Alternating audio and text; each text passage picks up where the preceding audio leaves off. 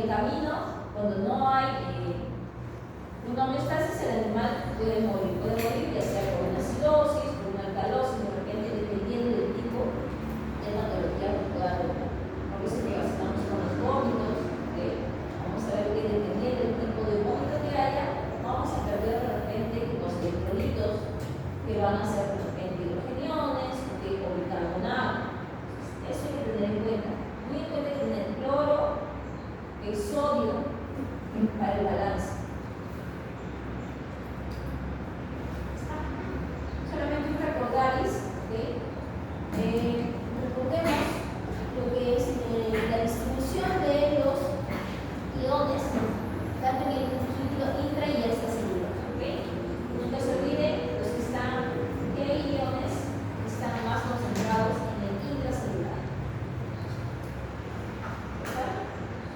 Potasio, o sea, eso es como ahí uno, ¿ok? Ya, a ver. Alejandro, ¿qué tiene un celular? Ya, sí, disculpe. Ahorita, pues, ¿ya? O sea, porque Voy a enviar un mensaje para eso. sí, no tengo problema. Si tienen que escribir, si tienen que llamar, vale, ya. No me molesto por eso. Y en el extracelular, ¿quiénes tenemos en mayor concentración? Sodio y cloro. Sodio y cloro. Siempre sodio y cloro están en mayor concentración. Aquí tenemos, ¿dónde está? Plasma, sodio, cloro. Están en mayor proporción, sí, como en el fluido líquido intersticial. Cuando mantenemos este equilibrio, tanto en el líquido intra y extra, ¿qué va a pasar? El flujo neto va a ser cero. No quiere decir que no haya intercambio, pero el intercambio al final, cuando sumo o resto, va a ser cero. Lo mismo que sale va a compensarse con lo que va a entrar. Ese es el flujo. ¿Cómo podemos nosotros saber si las pérdidas son mayores que el ingreso de agua? Una de las manifestaciones va a ser censando lo que es la deshidratación. Los perritos pueden censar la deshidratación con el pliegue del cuellito, uno puede jalar, y si rápidamente regresa, no hay deshidratación. Ahora, existen otros tipos de evaluaciones. Por acá es un cuadro donde nos está mencionando qué está pasando en lo que es este balance. ¿Qué tenemos aquí? Tenemos que cuando hay una deshidratación que está, por ejemplo, es muy marcada, ¿qué va a pasar? Yo voy a tener ciertos signos que voy a evidenciar. Uno de ellos es la turgencia de la piel, otra es la resequedad de las mucosas. ¿Qué más? Vamos a ver ojos hundidos. ¿Qué más vamos a ver ahí? Vamos a ver también si nosotros sacamos una muestra de sangre, podríamos encontrar que el hematocrito va a estar incrementado. ¿Por qué se va a incrementar el hematocrito? No es porque hay un montón de glóbulos rojos, sino porque ya pierdo. ¿Qué menos plasma? ¿Qué menos plasma? ¿Por qué? Porque el plasma es líquido intravascular, se está perdiendo. ¿Qué es lo que se va a perder?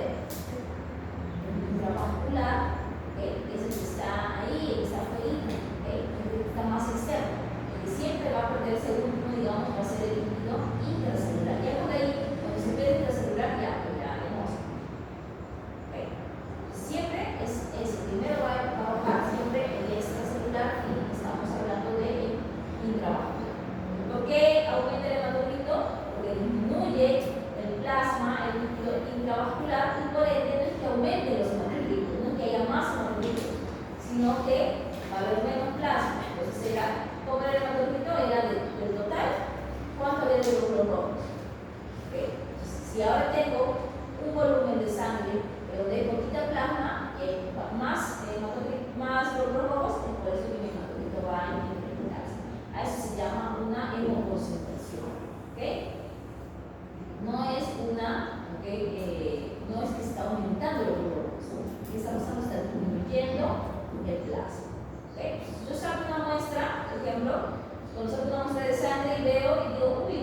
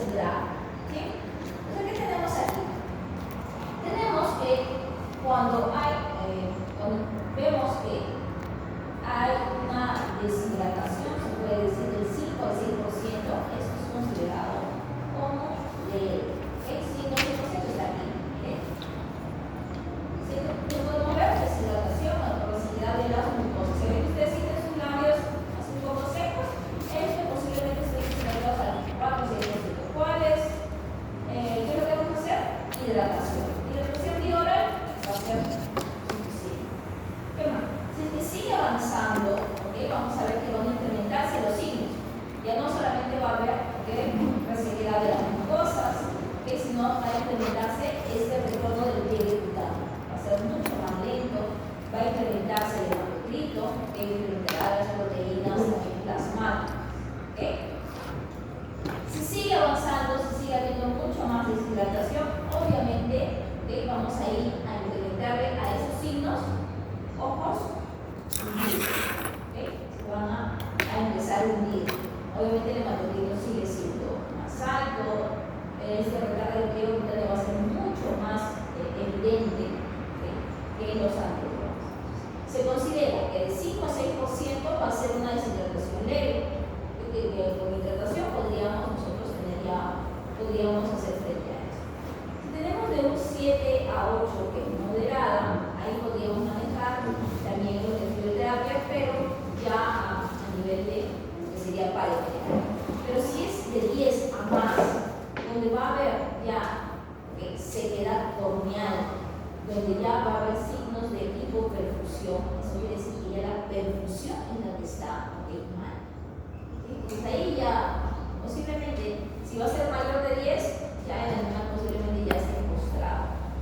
Esto principalmente se ve donde en el becerrito.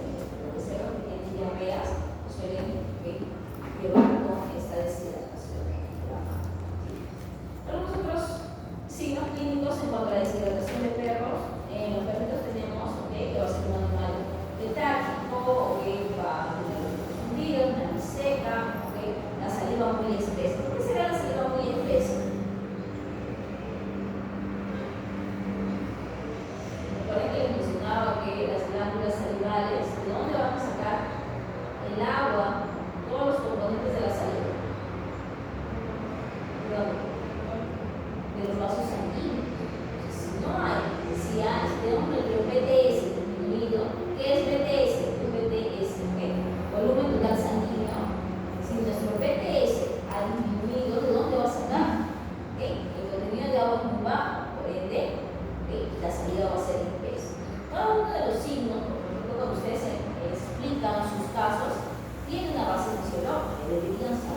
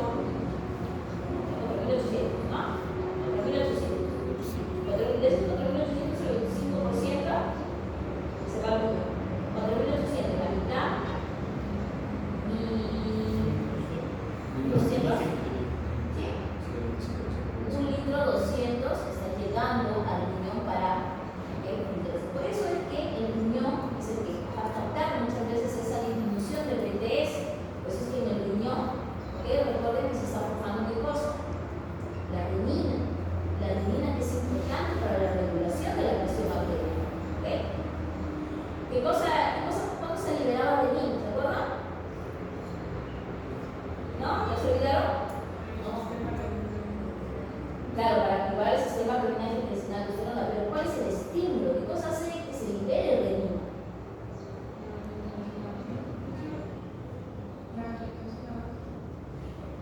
No, pero hay un estímulo, hay algo que me dice que se libere el renino. Presión baja, la presión baja. Ya, una hipoperfusión a nivel renal va a hacer que la renina se libere. ¿Qué va a pasar? Aquí van a haber sensores, la arteriola aferente, la que va a tener sensores, y van a sensar cuando llega menos sangre, uy, no, se llega menos sangre.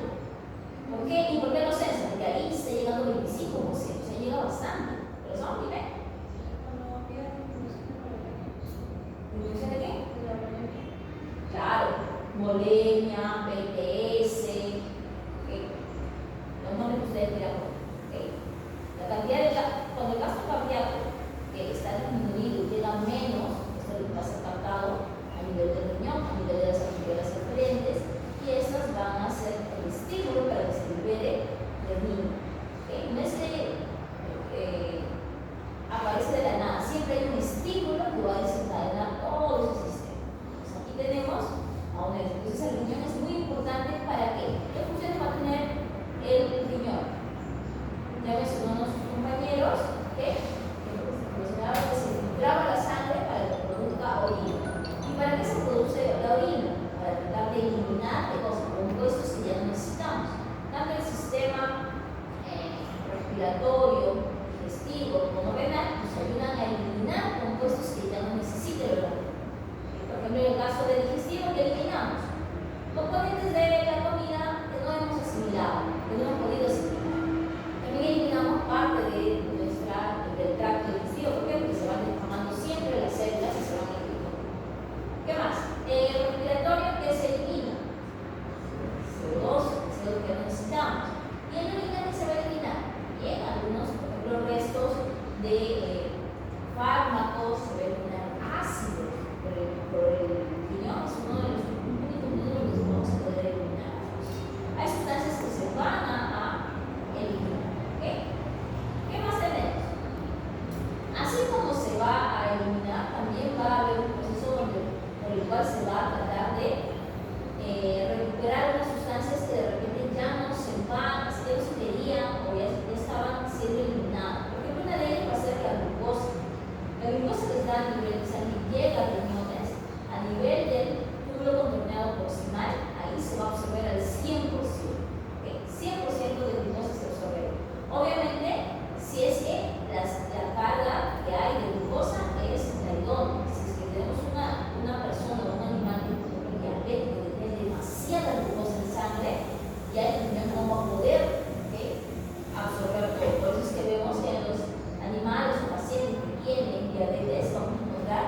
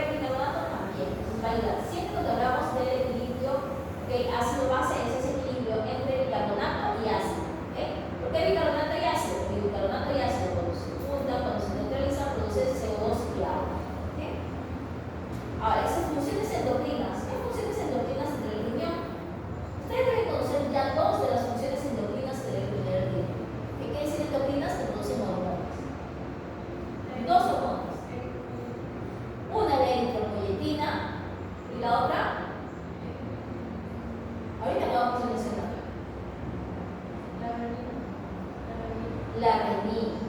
¿Okay? Tropoyetina, renina y nos falta una más, en la vitamina D. ¿Ya? En el riñón se da la segunda hidroxilación de la vitamina D. Ahí se produce la 1,25-dihidroxicalciferol. Ahí se da. Si no se hidroxila a nivel del riñón, no va a ser funcional esa vitamina D. ¿Para qué es importante la vitamina D? Para la absorción de calcio. Importantísimo para la absorción de calcio. ¿Sí? Ahora vamos a ver más adelante. Una de las funciones. Les mencionaron que la sangre, que es aproximadamente lo que llega a los riñones, es 25% del gasto cardíaco, va a llegar a través de quién? De la arteria renal. Ahora, esta arteria renal, va a empezar a ramificarse hasta formar lo que conocemos como las arteriolas aferentes y eferentes. Y en medio de ellas vamos a tener como un ovillito de capilares que se llama el glomérulo. Luego saldrá y saldrá la sangre que está cogiendo el contenido que no se va a utilizar por medio de la vena. Aquí es importante no solamente las arteriolas aferentes, el glomérulo, las eferentes, sino también estos vasitos que son los vasos rectos o los capilares periculares. ¿Por qué? Porque entre ellos y las arteriolas aferentes y eferentes, la parte de lo que es la asa de Henle, que el sistema tubular de la nefrona, va a haber intercambio. Entonces tengan en cuenta ahí lo que son vasos rectos y los capilares periculares. Dos tipos de nefronas tenemos. Algunas nefronas que están a nivel de la corteza, que se le llaman las nefronas corticales. Si ustedes se dan cuenta de las nefronas corticales, esta asita, que es la asa de Henle, es más corta. Entonces la concentración de la orina va a ser menor. Está a nivel de la corteza. En cambio tenemos otras nefronas que van a tener una CGL mucho más larga, que va a permitir concentrar mejor la orina. Estas van a llamarse yuxtamedulares. Y aquí, en las yuxtamedulares, es donde vamos a tener estos capilares periculares. Estos capilares periculares que van a ser importantes para ese intercambio. Y también aquí, el nivel de la asa de Henle, vamos a tener los vasos rectos, que lo vamos a ver en la siguiente lámina.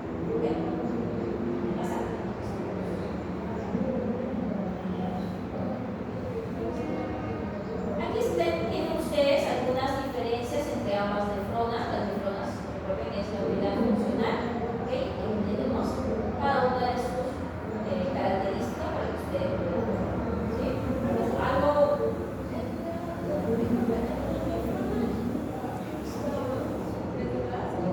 yuxtamedular, yuxtaglomerular. Aquí están, mira, están aquí entre los túbulos, los que llaman peri, o sea, lo que es peri, que está alrededor de, ¿no? Tubulares. Aquí están las periculares. Los vasos rectos, ¿qué vasos rectos? Se llaman vasos rectos porque están aquí, cuando están en relación con el asa del pie. Vasos rectos. Vamos a hablar de tres procesos. Uno que va a ser la filtración, los procesos de secreción y absorción, y otro que va a ser la formación de la orina fresca. En cuanto al sitio de filtración, vamos a hablar acerca de lo que es el glomérulo, principalmente el espacio de Bowman y la cápsula de Bowman. Vamos a hablar de las arterias aferentes, eferentes. En la parte de secreción y reabsorción, porque es decir, secreción es que va a salir el contenido a la luz y reabsorción es que va a tomar. Vamos a tener aquí a nivel de lo que es el sistema tubular. Tubular proximal, asa de Henle, distal.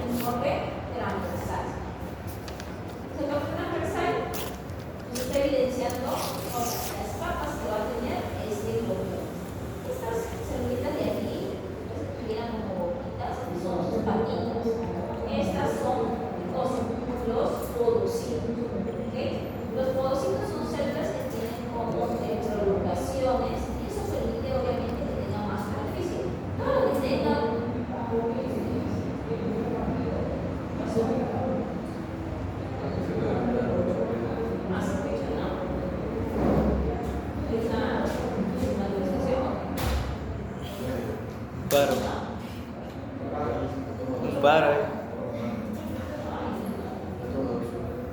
No toman de...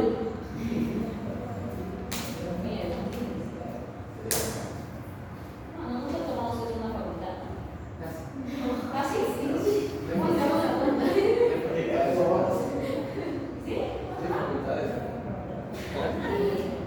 No. Qué miedo. Está contra la ley. Miren, aquí están, ¿ok? Estos son los porocitos, estos son los pies de los porocitos. ¿Ok? Tenemos la membrana basal, ahí tenemos las células endoteliales, aquí los meningococcales, y esto es lo que está siendo ultrafiltrado. ¿Qué cosa es lo que está siendo ultrafiltrado? Es la sangre. ¿Ok? Entonces, ¿qué va a pasar? La sangre va a poder atravesar por estos espacios, pero aquí hay barreras, ¿ok? Una de las barreras es este glucocáliz. Este glucocáliz, que como tiene carga negativa, lo que hace es repeler, ¿ok? Repeler a los que no tienen la misma carga, ¿sí? Lo repele. Los que no tienen la misma carga, tiene positivo, lo repele a las negativas. ¿Quién tiene negativa? El nuevo proteína. Repele las proteínas. Por ley de carga se repele por las cargas. Uno de los primeros pasos. Porque la proteína no pasa. Otro es, miren el espacio que hay. ¿Me podrá pasar este neutrófilo a través de este espacio? ¿Los glóbulos rojos? Lentos. ¿Quiénes van a pasar? Por aquí. Moléculas muy pequeñas. ¿Ok? Van a poder atravesar el endotelio, el glucocáliz, la membrana basal y a través de los porocitos. ¿A dónde van a llegar? Aquí, a este espacio. Este es el espacio de Bowman donde va a ir todo el plan. ¿Okay? Entonces, ¿qué vamos a ver? ¿Cómo es que se va a dar ese filtrado? Ese filtrado va a estar regulado por las fuerzas estáticas. ¿Recuerdan? La presión hidrostática, la presión oncótica. Entonces, va a haber una presión hidrostática y oncótica dentro del capilar, aquí. Y en el espacio de Bowman también va a haber esas fuerzas. Pero aquí no va a haber una de las fuerzas en el espacio de Bowman. Les mencionaba que las proteínas son grandes. Las proteínas podrán pasar al espacio de Bowman. No. Entonces, ¿qué presión no estará en el espacio de Bowman? La presión oncótica. Por eso es que la presión hidrostática en el espacio de Bowman se le conoce como la presión de Bowman. ¿Okay? No hay proteínas. Por eso es la presión oncótica. Ahora, ¿cuándo puede haber ahí presión oncótica? Cuando obviamente esa membrana de filtración se daña por algunas enfermedades renales podrían hacer que esta capacidad. Entonces ahí sí podríamos evidenciar proteínas. ¿Qué más tendríamos? De repente una alteración en la filtración.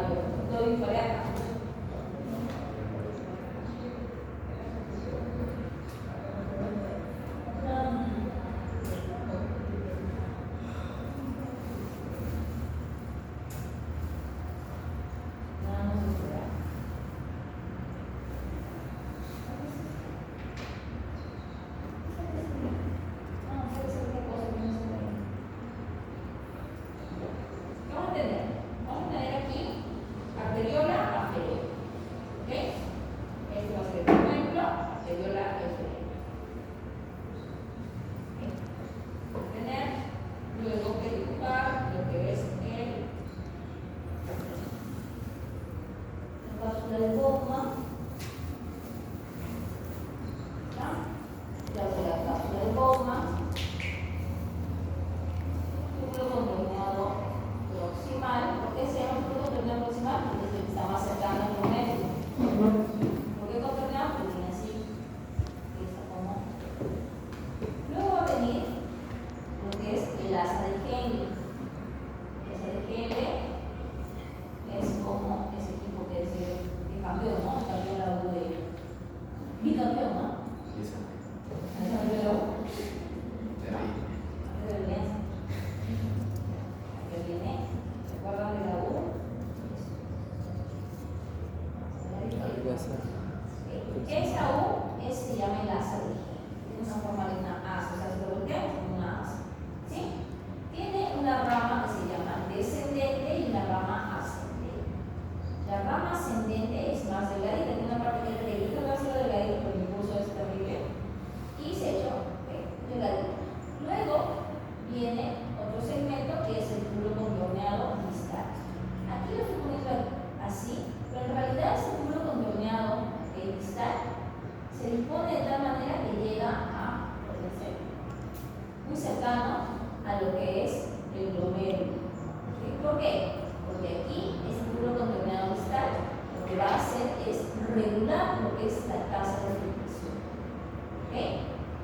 Luego el túbulo contorneado distal van a venir túbulo colector. Eso es, digamos, la neurona. Vamos a ver que, por ejemplo, en el túbulo contorneado proximal se da la mayor cantidad de absorción. ¿Sí? Vamos a ver aquí. Para ver las partes.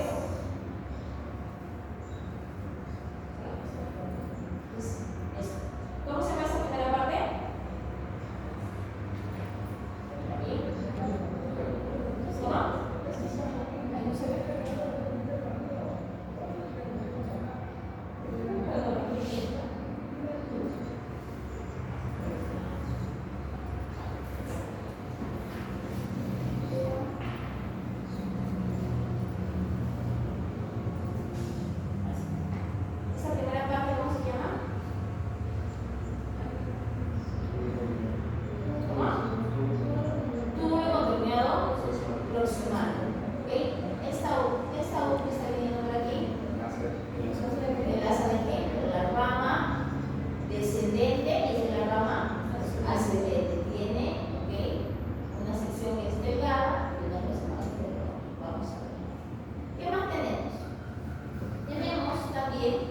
Lo que es la siguiente, que es el túbulo contorneado distal, es este de aquí.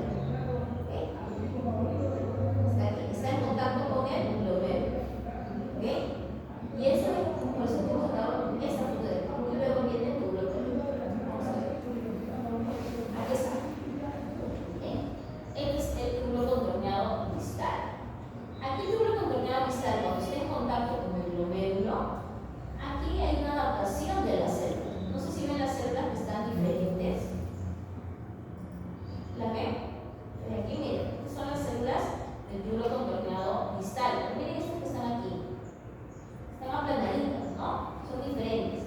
Estas células que son diferentes se llaman la mácula densa. ¿Okay?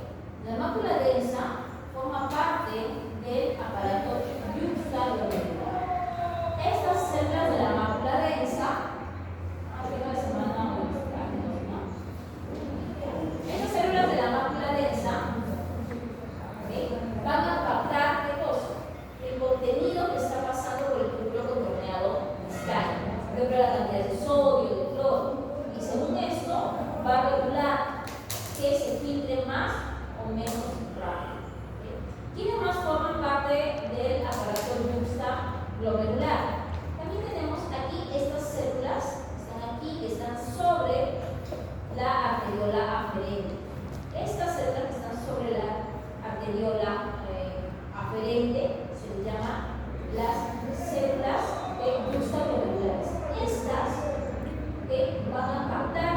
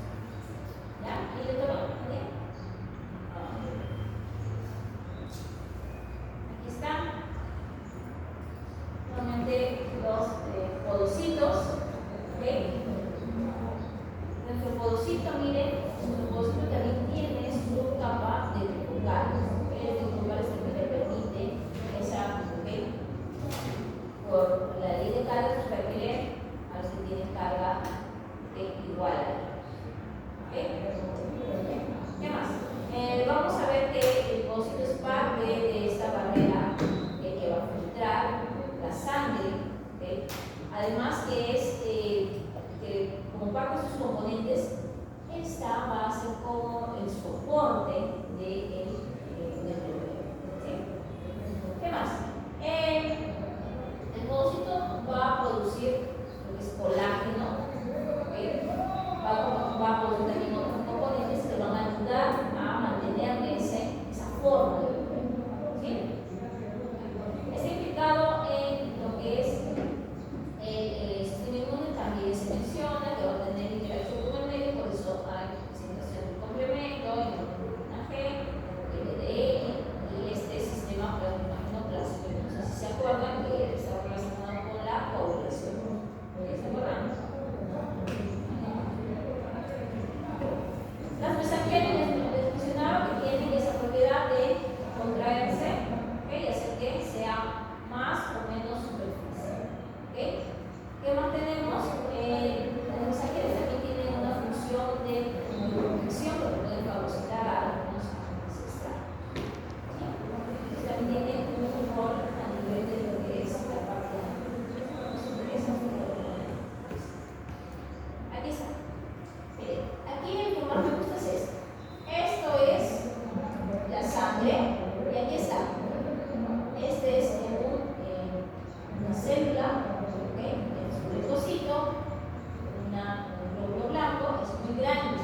¿Va a poder pasar a través de esta membrana de filtración? No.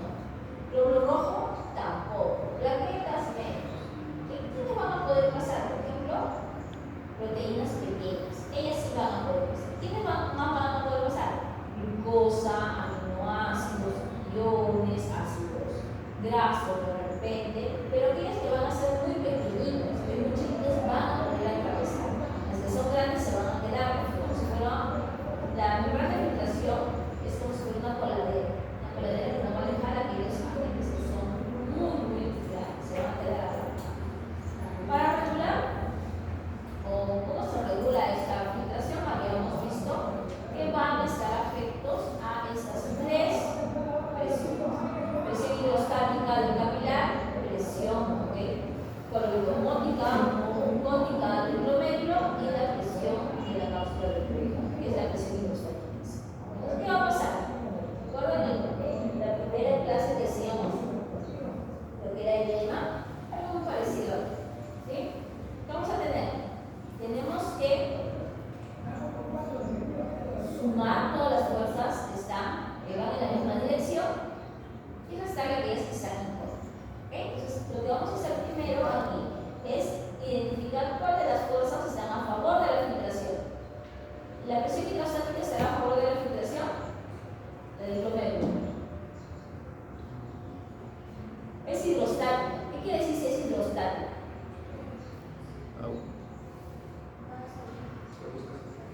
Siempre el agua va a buscar salir. Siempre la presión va a ser hacia la filtración. Pues aquí la presión hidrostática del glomérulo está marcando hacia el espacio de Bowles. Y aquí es 60 milímetros. Y en cuanto a la presión coroidosmótica o óptica, ¿qué pasa? Va a querer entrar. Siempre va a jalar, ¿no? Todo lo que es el fenómeno de difusona siempre va a tratar de mantener el agua dentro, ¿no? Obviamente tenemos sus pares. Si esta de aquí, la presión de la cápsula de Bowman es hidrostática, ¿qué pasará? ¿Hacia dónde tenderá a ir? Hacia arriba. Va a salir. A salir, ¿no? Siempre va a tender a salir. Si va a salir, va a ir en contra de la filtración, ¿sí? ¿Qué hacemos? Tenemos filtración, lo que es la presión hidrostática del glomérulo es 60, la presión coroidosmótica 32 y el espacio Bowman es 18. Entonces, ¿cuáles sumaremos y cuáles restaremos? Primero vamos a identificar los que están en la misma dirección. Está a favor de la filtración solamente la presión hidrostática del glomérulo. Y la que está en contra de la filtración es la cápsula de Bowman y la presión oncológica. ¿Qué hacemos?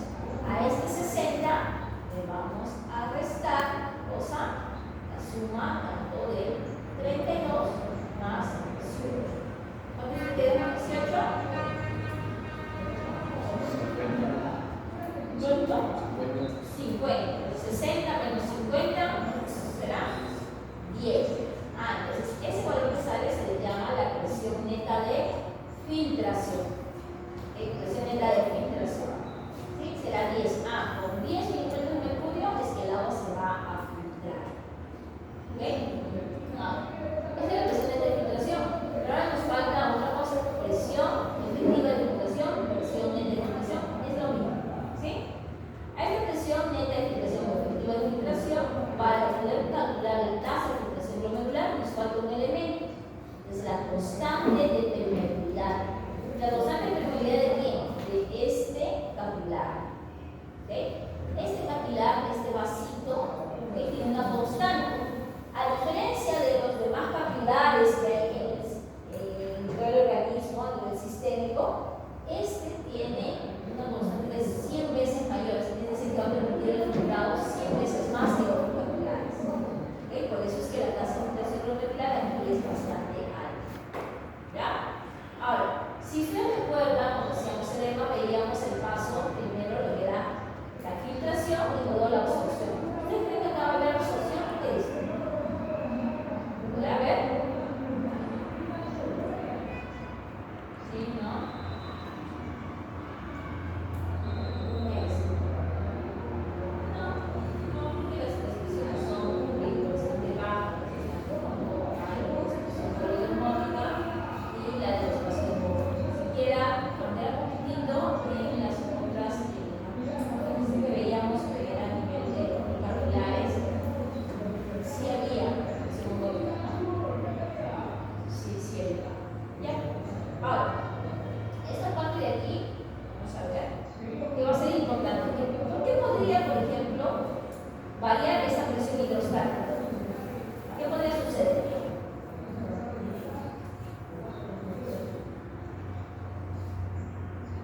¿Qué es la presión hidrostática? Pues esa es la presión del agua, ¿no? ¿Con qué está relacionado? Con el con el sanguíneo, con el Entonces, ¿qué pasará, por ejemplo, si aquí, por ejemplo, hay una baja confusión de la arteriola femenina? ¿Qué pasará con esa presión hidrostática? ¿Disminuye? ¿Disminuye? ¿Aumenta? ¿No?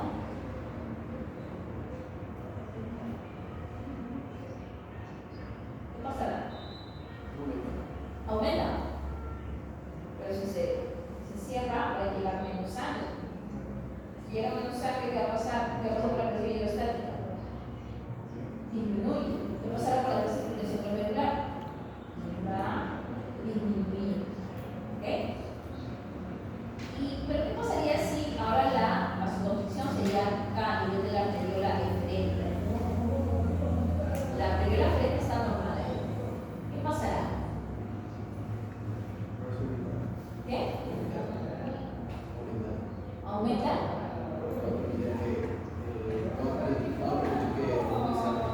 Ya, ¿y eso cuando se va a acumular? ¿Qué va a pasar?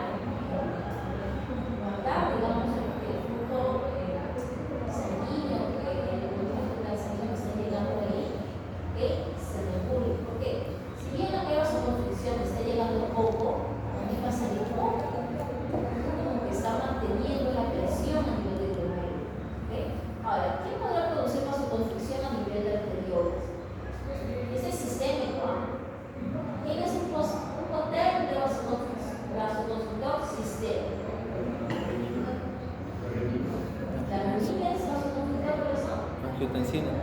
La angiotensina. ¿Cuántas angiotensinas? 1, 2. Tenemos de dos solamente. ¿O la 1 o la 2? A 2. La 2 es la única que tiene actividad biológica. La 1 no tiene actividad biológica. Entonces, les pregunté en su examen pasado, que también estaba facilito, dos funciones de angiotensina 2. No han respondido. Entonces, eso es básico. Yo dije, ya que se le voy a regalar que todos deberían. Más regalo yo no les puedo dar, chicos.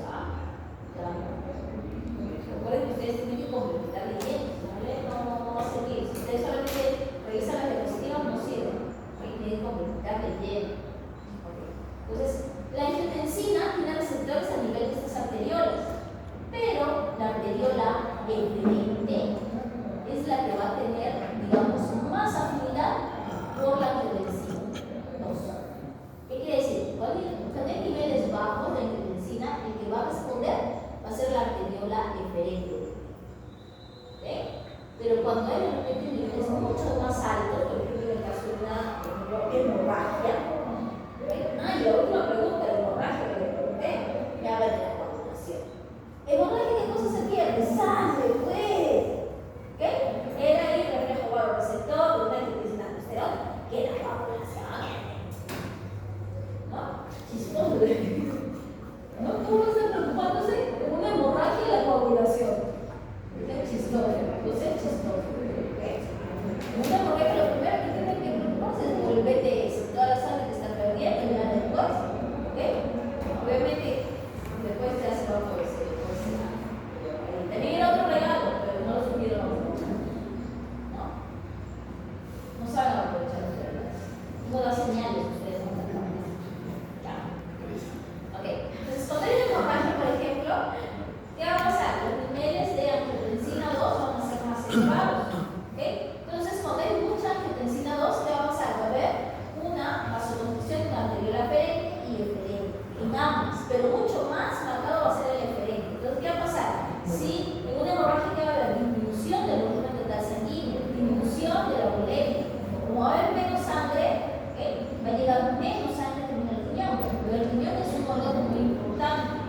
Entonces, una manera de protegerse es esa vasoconstricción que va a haber en ambos. Pero como es más sensible, claro, como es más sensible la eferente, la de salida, esa que llega poquito, llega, no va a estar en el glomérulo, pero ¿qué va a pasar aquí? Aquí la vasoconstricción va a ser mucho más grande. Entonces, si llega poco, va a ser poquitito. Entonces, de esa manera está manteniendo, ¿qué cosa? La presión hidrostática a nivel del glomérulo. De esa manera lo protege. ¿Para qué? Para que se pueda liberar. Porque si no, ¿qué pasaría si no hubiera ese mecanismo? Baja lo que es gasto, baja la perfusión, llega menos sangre, ¿qué pasaría? Disminuye presión hidrostática, ¿qué pasaría con la tasa de filtración glomerular? Disminuye. Entonces, la angiotensina tiene ese efecto también.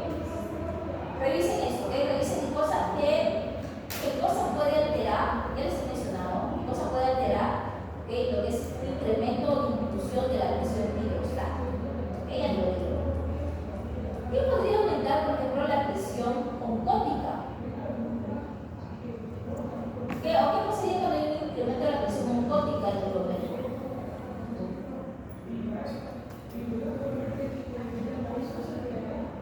Pero recuerda que no hay una reflexión acá. ¿Qué pasaría con la tasa de filtración glomerular? ¿Aumentaría o disminuiría? ¿Aumentaría la tasa de filtración glomerular? Porque mira aquí, lo que vamos a ver aquí, presión hidrostática, digamos que está igual. Esta es la que se incrementaría, esta de acá.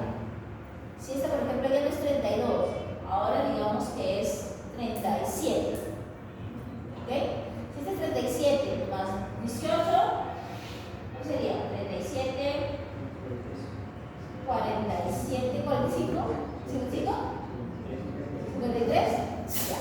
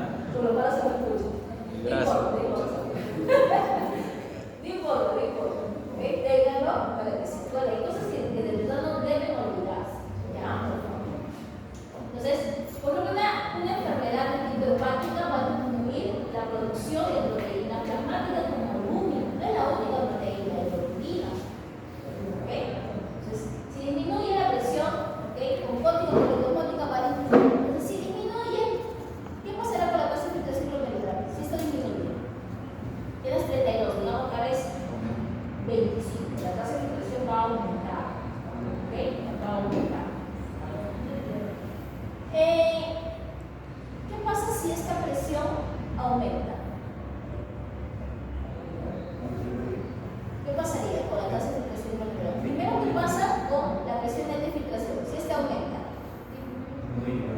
disminuye, ¿no? La presión neta va a disminuir, por eso la tasa de filtración molecular va a disminuir. ¿Qué cosa podría causar que eso incremente? Ejemplo, ¿qué cosa pasaría? ¿Cómo podría incrementar yo la presión de la cápsula del huevo? ¿Qué podría suceder? ¿Qué podría causar? Es relacionado al agua, ¿no? Porque no hay ahí, no hay proteínas. Entonces, ¿qué podría causar que incremente? ¿Y no toma agua?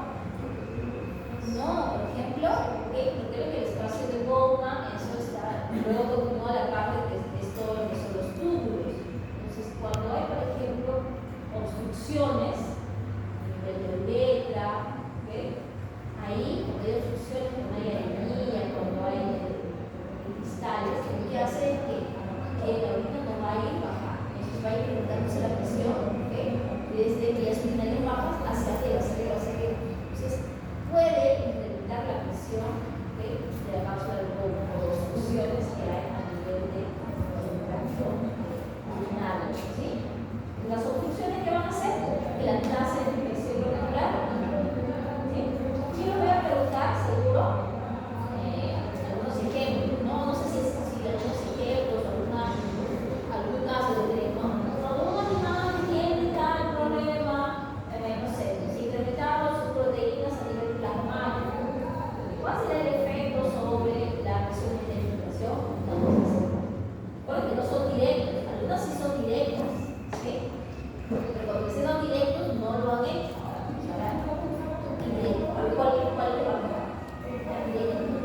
¿Ya? Entonces, chequen esa parte, ¿ok? Esa parte para ver qué posibles casos podría incrementar. Ya hemos hablado de la presión hidrostática, disminución de la presión hidrostática, incremento de la presión de la presión cónica y la cápsula de huevo. ¿Ok?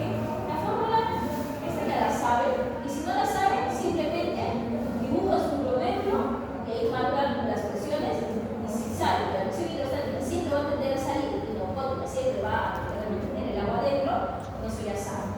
¿Okay? Los que están a favor de la filtración se le resta todos los que están en contra de la filtración. Nada más. ¿Sí? Si se olvidan. De nada sirve que se aprenda una fórmula que usted no sabe para qué sirve. ¿Ya? ¿Qué más tenemos? Ok, nuevamente aquí la tasa de filtración glomerular está constituido por la presión efectiva de filtración. Esos son los que están a favor de la filtración y los que están en contra. ¿Quiénes están en contra? Presión oncótica del glomérulo y la presión del espacio de huevo. ¿Sí?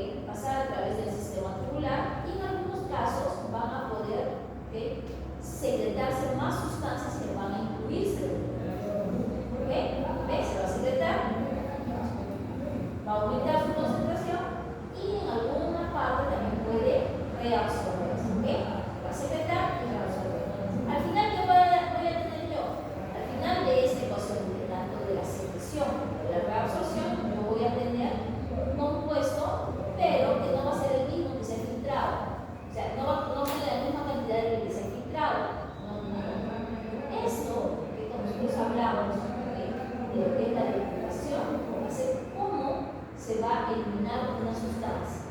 Pero esto se mide en un tiempo determinado para ver la capacidad de filtración que va a tener el organismo. ¿Sí? ¿Cómo se realiza? Se realiza con una serie de compuestos. ¿Okay? Compuestos que van a tener la capacidad de filtrarse, pero no se puede ni secretar ni absorber, van a pasar inertes. ¿Okay? Acá tenemos un cuadrito acerca de cómo se van a filtrar cada una de las sustancias. ¿Okay? El agua tiene una capacidad de filtración de 100%. ¿Okay? Sodio también, glucosa, ¿okay? Inulina. Inulina es un elemento que se va a utilizar para trabajar lo que es esta depuración. La mioglobina es una sustancia bastante grande, es una sustancia muy baja. La albúmina, estamos hablando de la proteína, tiene su peso molecular, es muy grande. Por eso su tasa de filtración es como si es muy chica. O sea, cuanto más grande sea una molécula, más difícil va a ser su filtración a través de la membrana de información. Ahora, ¿cómo se trabaja esto? Aquí hay un ejercicio que vamos a ver. Ahí está.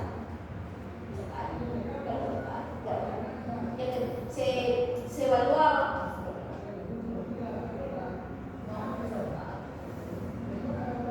El otro cálculo. Ustedes no son los cálculos. Se calculaba cuánto de la concentración había, por ejemplo, en sangre versus la concentración que había en la orina.